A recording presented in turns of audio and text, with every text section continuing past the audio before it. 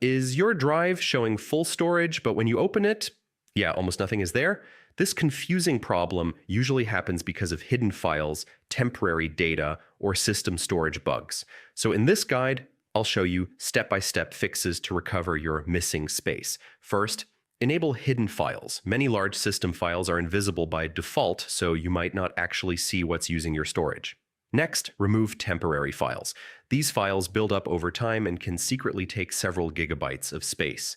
Select everything and delete it. Now, open storage settings and run cleanup.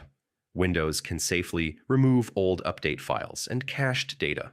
Sometimes, deleted files still sit inside the recycle bin and continue using storage. Empty it to instantly free space. System restore points can quietly use a large amount of disk space. Let's reduce or delete old restore points.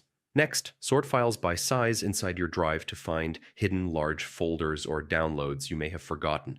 Hibernation creates a large hidden file that can take several gigabytes. If you don't use hibernate mode, you can safely disable it. Finally, run a full virus scan. Malware sometimes hides files and secretly fills your storage. And that's it. Your missing storage space should now be back.